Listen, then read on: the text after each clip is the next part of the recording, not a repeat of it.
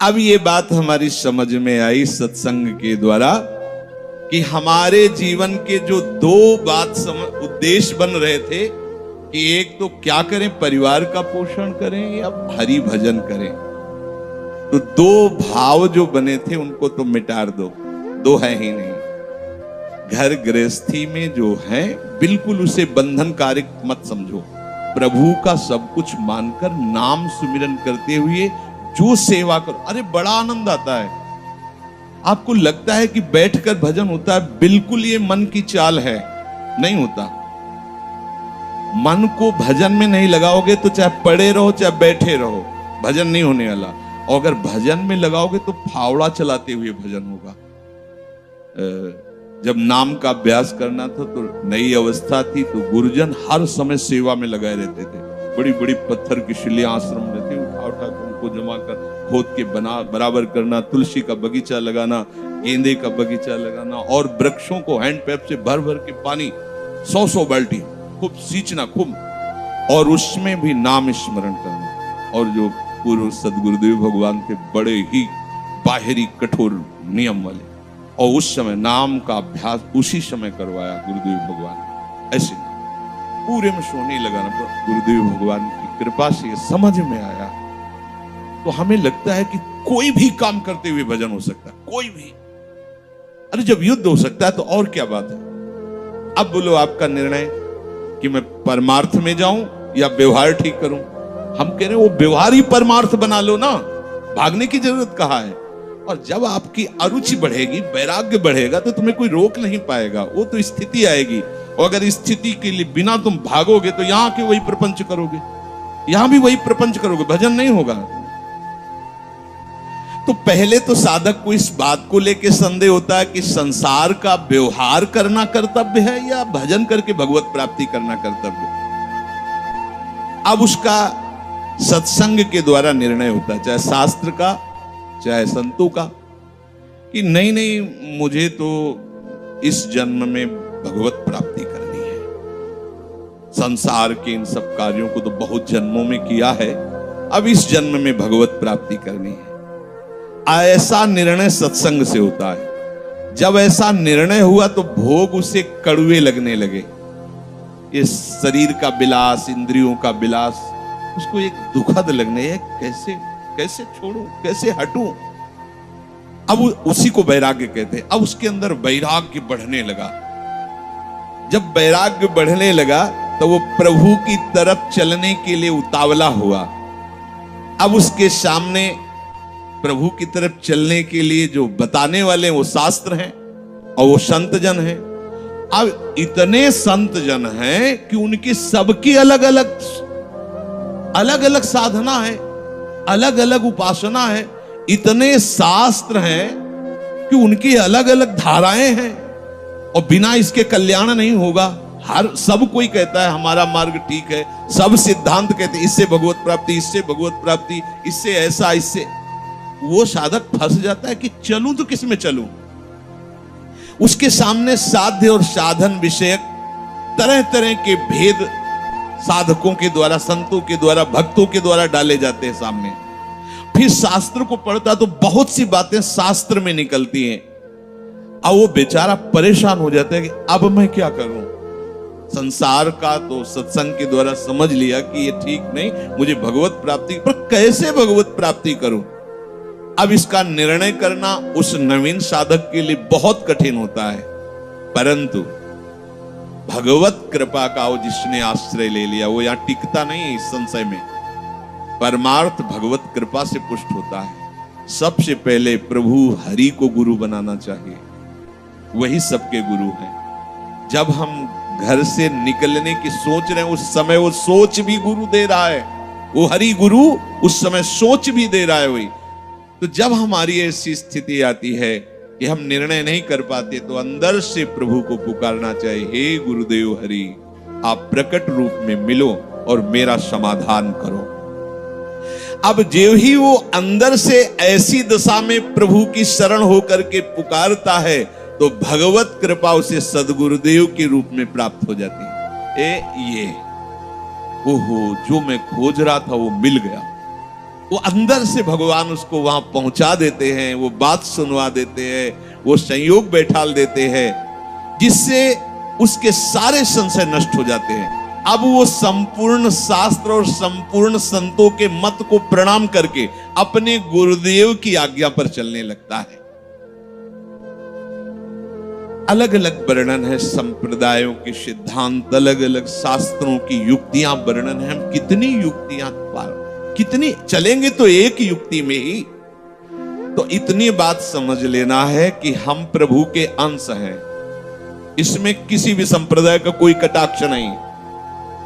जीव प्रभु का अंश है, इसमें किसी भी संप्रदाय की कोई टिप्पणी नहीं है ना, ठीक है। दूसरी बात, संसार भगवान की माया है, सब संप्रदाय है ना, तो इस माया को त्यागना है। बात समझ में आ गई। तीसरी बात है भगवत प्राप्ति करनी है। ये तीन बातें किसी भी संप्रदाय में कहीं भी कोई काट नहीं इनकी। हम प्रभु के अंश हैं, ये संसार माया के द्वारा रचित है, संसार का, संसार के भोगों का त्याग करने वाला ही भगवत प्राप्ति के योग्य होता है। भगवत प्राप्ति करना हर संप्रदाय का लक्ष्य है, चाहे वो उपासना कुछ भी हो। संसार का त्यागना हर संप्रदाय का लक्ष्य है। कोई भी आप शास्त्र सिद्धांत या संप्रदाय देखिए, संसार के भोगों का, संसार की आसक्ति का त्याग, और हम प्रभु के हैं, ये सिद्ध बात है। किसी भी संप्रदाय में हो, जीव भगवान का अंश है, ये निश्चित बात है।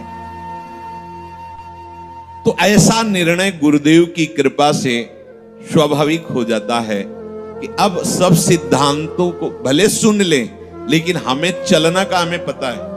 हमारे गुरुदेव ने हमें बता दिया है, हमारे माई श्यामा जी को राज, हमें चलना। राहु को काहू मनई दिए, पर मेरे प्राणनाथ श्री श्यामा शपथ करो दृढ़ छिए, मन क्रम वचन त्रिशुद्ध सकल मत, हम श्री हित हरिवंश उपासी, हा हरि रा राधा वा वृंदावन सा सहचरी। साधक की बुद्धि गुरुदेव के प्रताप से उपासना में निश्चल हो जाती है। एक एक बात को समझिए। प्रभु कह रहे, जिस काल में शास्त्रीय मतभेदों से विचलित हुई तेरी बुद्धि निश्चल हो जाएगी, परमात्मा में अचल हो जाएगी, उसी काल तू योग को प्राप्त हो जाएगा। कैसे होगी निश्चल? अगर हम शास्त्रों भटकते रहो, कई बार समझने के बाद भी ये निश्चय होता था कि ये आश्रय ठीक है या अहम ठीक है। क्योंकि जब एकोहम बहुश्यामा, वही ब्रह्म बहुत रूप, मैं भी तो ब्रह्म हूं ना। मैं भ्रम से अपने को अंश मान रहा हूं, भ्रम से अपने को जीव मान रहा हूं, भ्रम से अपने को शरीर मान रहा हूं, वही हूं। सेवक से विभाव बिन भव न तरी उर्गार। काकभूषण जी कह रहे, बिना सेवक और स्वामी के भाव के संसार से तरा नहीं जा सकता। एक में है सेवक स्वामी भाव के बिना नहीं तरा जा सकता, और एक है कि जब तक सेवक स्वामी भाव भेद है तब तक अविद्या है, अविद्या है तो मोक्ष नहीं। बड़ा झंझट है, बड़ी समस्या है। उसका समाधान केवल गुरुदेव के वचन से होता है। मोक्ष मूलम गुरु, वो बता दे, ऐसे चलो बस। दूसरे के लिए सुनना, दूसरा कोई गलत नहीं है। बहुत से मार्ग हैं, बहुत से संप्रदाय हैं, बहुत से सिद्धांत है। हम सब संप्रदाय, सब सिद्धांत, सब मार्गों को एक साथ नहीं निर्वाह कर सकते। एक मार्ग में चलेंगे तो जो हमें गुरुदेव मिले भगवत प्रेरणा से, उनके द्वारा बताई हुई साधन पद्धति में अपनी बुद्धि निश्चल कर दे। निश्चल कोटि जन्म लग रगर हमारी, बरऊ शंभुनता राहु कुमारी, इसे निश्चलता कहते हैं, इसे अटल कहते हैं। चाहे जितनी परीक्षा ले लो, चाहे जैसा दुख दे दो, चाहे जैसा प्रलोभन दे दो, लेकिन अब अपने प्रियाजू के गोरे चरणार बिंदु के सिवा अन्य आश्रय नहीं ले सकते। ये अचल बुद्धि हो गई। साधक की बुद्धि निश्चल हो जाती है कि अब तो मुझे केवल प्रिया प्रीतम का नाम रटना है, प्रिया प्रीतम की सेवा करनी, प्रिया प्रीतम के भरोसे में रहना, और प्रिया प्रीतम के पास ही जाना है। ये निश्चय लगभग ऐसा तो हो गया होगा, क्योंकि सत्संग सुन रहे हैं बहुत काल से। कई बार सत्संग में कहा, चित्त का समाधान हो जाना ही उपासना की परिपक्वता है। यदि आपसे कोई प्रश्न करे कि आपका उपासना का स्वरूप क्या है, तो श्री राधा जुग चरण निवास, बस, आगे कुछ है ही नहीं। हमारा केवल उपास्य तत्व प्रेम, प्रेम का मूर्तिमान स्वरूप लाडली, लाडली के गोरे चरणारविंद, बस भजन साधन ये सब उनकी कृपा से हो रहा है। हमारा लक्ष्य केवल लाडली, भरोसा केवल लाडली, अपनापन केवल लाडली। अभी जीत गए, अभी जीत गए। ज्यादा जैसी तरिवंश प्रपंच बंच सब काल ब्याल को खायो, यह जिए जान श्याम श्यामापद कमल संग सिर नायो। मुझे प्रियालाल को प्राप्त करना ये दृढ़ निश्चय हुआ गुरुदेव की कृपा से। ऐसा दृढ़ निश्चय होने वाली बुद्धि को अचल कहते हैं। जब दृढ़ निश्चय हो जाता है तो साधन अब सिद्धावस्था में परिणित होने लगता है। ध्यान रखना, जब तक ये करें कि ये करें कि ये करें कि ये करें, ऐसा चलता रहता है तब साधक रहता है। और जब ये निश्चय हो गया है, अब उसका साधन सिद्धावस्था की तरफ जा रहा है, क्योंकि अब उसको निश्चय की जरूरत नहीं, वो हो चुका है। प्यारी जो प्यारे जो वृंदावन धाम, नाम रूप लीला उनके गुणों का गायन, ये हमारा तय हो चुका है। इसमें कोई मिलावट नहीं होगी। अब साधन नहीं हो रहा, अब वो धीरे धीरे परिपक्व हो रहा है, गाढ़ हो रहा है, वो सिद्धावस्था की तरफ जा रहा है। तभी प्रभु कह रहे हैं कि बुद्धिस्तदा योग मवाप्स्यसि। अब वो योग को प्राप्त हो रहा है। निश्चय हो गया, अब योग को प्राप्त। देखो निश्चय है कि नहीं, ना हो तो कर लीजिए। अब हमें साधन संबंधी जिज्ञासा नहीं रहनी चाहिए कि मुझे क्या करना है। अगर ये जिज्ञासा रही मुझे क्या करना है तो सब किया कराया माटी हो गया। मुझे क्या करना है, प्रियाजू कहूं, प्रियाजू के लिए श्वासें, प्रियाजू के लिए शक्ति है, उन्हीं के द्वारा दी, उन्हीं की, चाहे गृहस्थी में हूं चाहे विरक्ति में हूं, प्रियाजू कहूं, प्रियाजू के लिए चेष्टा करो। प्रियाजू ही हमारी मालिक है, हमारे जीवन का पूरा अधिकार प्रियाजू को है। अब वो दुख दें सुख दें, लाभ है हानि है, दुर्गति है, नरक है, स्वर्ग है, इसकी मुझे कोई परवाह नहीं। इतना तो निश्चय हो जाना चाहिए। और इतना निश्चय हो जाए तो भगवान से भी कृपालु हमारी लाडली जी हैं। भगवान को बहुत करुणा समुद्र कहा गया है भी, लेकिन उस करुणा समुद्र का गाढ़ रूप श्री लाडली जी महाराज हैं। अरे इनके भरोसे हो जाने पर अलबेली सरकार है, कहीं आज तक पर जल्दी कोई भरोसा इधर का पा नहीं पाता, क्योंकि ये एकांतिक महल है। और जिसे भरोसा मिल गया वो निहाल हो गया, निहाल हो गया। अब उसे प्रियाजू के साथ नित्य संयोग का अनुभव होने लगेगा। ध्यान दीजिए, बुद्धि का निश्चय, उपासना का परिपक्व अवस्था की तरफ पदार्पण हो रहा है। अब उसे प्रतिपल लग रहा है कि प्रियाजू हमारे साथ है। लग नहीं रहा है, छिन छिन बिहरत संग, सेवक जी कह रहे हैं, छिन छिन बिहरत संग, छिन छिन निरखत प्रेम भरी, और छिन जस कहत अभंग, ये जो कृपा हरिवंश की। निश्चय में जितनी कमी होती भगवत प्राप्ति में उतनी ही देरी होती है। निश्चय में जितनी कमी होती है भगवत प्राप्ति में उतनी देरी होती है। क्रिया से भगवत प्राप्ति नहीं है, निश्चय से भगवत प्राप्ति है। निश्चय गुरु कृपा से होता है, गुरु वचनों से होता है, सत्संग से होता है। जब बुद्धि अपने आराध्य देव में निश्चल हो जाती है तो उसे नित्य योग का अनुभव होने लगता है। संसार से संबंध विच्छेद करने के लिए बुद्धि को निश्चल होना ही चाहिए। अगर निश्चल, तभी हम कई बार कहते हैं माता पिता का भरोसा रखेंगे तो आप हमारे आराध्य देव और गुरुदेव के वचनों पर चल ही नहीं सकते। भोगेश्वर प्रसक्ता नाम तया प्रहृत चेत साम व्यवसायत्मिका बुद्धि समाधो न विधीयते, नाटक हो जाएगा। अगर ऐसा होता तो रघुनाथ दास गोस्वामी जी जगन्नाथ जी में अखंड भंडारा शुरू कर देते। हलवाई भेजे थे, रुपए भेजे थे, दोनों पिता जो भाई थे बड़े अरबपति खरबपति उस समय थे, मजूमदार पदवी उनको प्राप्त थी, पूरा राजा महाराजाओं जैसा नहीं। जगन्नाथ जी के सिंहपौर पर खड़े होकर भीख मांगकर खाते और वो सब त्याग दिया। ये है परमार्थ का स्वरूप। ऐसा संसार से संबंध विच्छेद करने के लिए तैयारी करनी ही है। ये शरीर और शरीर के संबंधी भोग और शरीर संबंधी रिश्ते नातेदार, यही संसार है। इससे अंदर से संबंध विच्छेद किए बिना कोई न भक्त हो सकता है, न महात्मा हो सकता है, न भगवत प्राप्ति कर सकता है।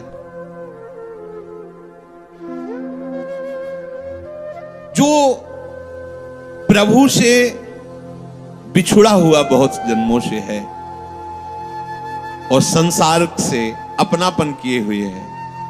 अब बिना ये अपनापन संसार से हटाए प्रभु से योग हो ही नहीं सकता। चाहे जिससे आशीर्वाद मांग लो, चाहे जिससे आप जाकर के कहो कि हमें हाथ रख दो। लोग ऐसे बावरे हाथ पैर रखने से कुछ होता है क्या? कुछ नहीं होता। बड़े बड़े सिद्ध महापुरुषों के दर्शन हुए ब्रह्माकार वृत्ति में, उनके जब वचन सुने तो केवल साधन पक्ष की बात की है। आप अपने भजन पर अधिकार रखो, केवल आप अपने संयम नियम पर अधिकार रखो, अपनापन प्रभु से रखो। बस यही आशीर्वाद है कि तुम्हारा साधन बन जाए, तुम्हारा उपासना में मन लग जाए, ये आशीर्वाद है। अगर इसमें नहीं लगा तो कोई आशीर्वाद फलीभूत नहीं होगा। ये सब भ्रम की बातें छोड़ दो। नौटंकी नाटक अलग चीज है। ये ले उसे संतरा और हाथ सहला दिया और लिफाफा रख दिया, ये नाटक तो बहुत बढ़िया हो सकता है, लेकिन ये आशीर्वाद मत समझना। तुम्हारी भजन में रुचि हो जाए, तुम्हारी विषयों में अरुचि होकर संयम नियम पूर्वक प्रभु आराधना में मन लगने लगे, ये संत का आशीर्वाद फलीभूत हो गया। जो आपने शरीर और शरीर के संबंधियों पदार्थों में अपनापन कर लिया, ये भूल त्यागे बिना तुम्हारा योग हो ही नहीं सकता। कितनी बढ़िया बात, बड़ी अमृतमयी बात है। और जब आप संसार से वियोग करोगे तो प्रभु से योग स्वाभाविक हो जाएगा, करना नहीं पड़ेगा, क्योंकि वो हमारे हैं। संसार से योग करना पड़ता है, योग होता भी नहीं है। कहां अपने हाथ में कुछ लग रहा है क्या? प्रतिपल आयु नष्ट होती चली जा रही, प्रतिपल जो वस्तु पदार्थ सब दूर होता चला जा रहा है, आप उसे पकड़े हुए केवल हो। और इनको छोड़िए तो प्रभु से योग करना नहीं पड़ेगा। हमारा योग है वही जागृत हो जाएगा, स्वाभाविक जागृत हो जाएगा। हमारी बुद्धि प्रभु में निश्चल हो जाएगी। अब प्रश्न बनता है कि जिसकी प्रभु में बुद्धि निश्चल हो जाती है उसके क्या लक्षण होते हैं? अर्जुन जी कह रहे, स्थित प्रज्ञस्य का भाषा समाधिस्थस्य केशव, स्थित धी किम प्रभासेत किमासीत ब्रजेत किम। जिसकी बुद्धि प्रभु में स्थिर हो जाती है, अचल हो जाती है, निश्चल हो जाती है, उसके क्या लक्षण होते हैं? अर्जुन ने पूछा। वो स्थिर बुद्धि वाला कैसे बोलता है, कैसे बैठता है, कैसे चलता है और कैसे व्यवहार करता है? बहुत सुंदर विषय है। जिसकी बुद्धि प्रभु में स्थित हो गई है, अर्जुन जी प्रश्न कर रहे हैं कि वो कैसे लक्षण होते हैं तो समझा जाए कि इसकी बुद्धि स्थित है। वो कैसे बोलता है, उसकी वाणी से कैसे पहचान किया जाए कि जो बोल रहा है ये स्थिर बुद्धि वाला है, या जो बोल रहा है वो चलायमान बुद्धि वाला है। अभी परमात्मा में इसकी निश्चयात्मिका बुद्धि नहीं हुई है। वो बैठता कैसे है, वो व्यवहार कैसे करता है, वो चलता कैसे है? अर्जुन जी ने ऐसा प्रश्न किया तो प्रभु उत्तर दे रहे हैं कि प्रजहाति यदा कामान, बहुत अमृतमय वचन है। प्रजहाति यदा कामान सर्वान् पार्थ मनोगतान् आत्मन्येवात्मन तुष्टः स्थित प्रज्ञस्तदोच्यते। आहा, जो स्थित प्रज्ञ, प्रज्ञ बुद्धि, स्थित अचल, जिसकी बुद्धि अपने आराध्य देव में अचल हो गई है। किसकी? जिसकी संपूर्ण कामनाएं भली भांति शांत हो गई है। सर्वान कामान, संपूर्ण कामनाएं प्रजहाति भली भांति शांत हो गई, अब कुछ नहीं चाहिए। वो अपने आप से अपने आप में संतुष्ट रहता है। इसके दो भाव हैं, जो अपने आत्मस्वरूप में नित्य आनंद में डूबा रहता है। भक्ति में वो अपने आप से अपने आप में आनंदित। अपने आप कौन है? हमारे प्रभु है। किसी क्रिया से नहीं, किसी पदार्थ से नहीं, बाहरी किसी सपोर्ट से नहीं, इसीलिए अपने आप से, आत्मन्य वात्मना तुष्टा, अपने आप से। प्रियाजू को सबसे ज्यादा प्रसन्नता और सुख पहुंचाने वाली बात है, आपको अपने आप को दे देना है। यही सबसे बड़ी सेवा है। हम लोग बचा के अपने को रखते हैं और पदार्थ आदि देना चाहते हैं। हम महीना तुम्हें दे सकते हैं, हम रुपए क्या भोग सामग्री दे, लेकिन हम, हमारे लड़के, हमारा परिवार, हमारी हम, ये सब मायाकृत है वस्तु, जो जहां जैसा ठीक है। आप अपने आप को दे दो, ऐसा नहीं हो पाता। आप अपने आप को बचा के रखते हैं, अपना अस्तित्व बना रखते हैं, रंग नहीं आएगा। मैं ये मन आदत सो मई बुद्धिम निवेश है, मेरे में मन बुद्धि को अर्पित कर दो। फिर जब आता है कि कैसे करें, फिर वो साधन पद्धति प्रारंभ कर दी जाती है। नहीं तो सही पूछो तो इसमें साधन का कोई योग नहीं होता। आप समझ नहीं पाते, इसलिए साधन का योग कि करो, धीरे धीरे आपकी जो पूर्वाभ्यास हो मिटे, तब ये बात सीधे प्रियाजू की प्राप्ति के लिए आप पर्याप्त हैं। निश्चय कर लो श्यामाजू की। अब जैसी दिनचर्या है उस पर थोड़ी दृष्टि डाल लो कि श्यामाजू के विरुद्ध आचरण ना होने पाए। मस्त रहो, भरोसे पे मस्त रहो। देखो सारे सद्गुण दैवी संपदा आपके अंदर आ जाएगी। सारे शरीर को स्वीकार करके भोगों में सुख है ऐसा माना तो सारी आसुरी प्रवृत्ति आ गई है। मानने मात्र से आपने केवल माना कि मैं विरक्त हूं तो बहुत से अंकुश अपने आप लग गए।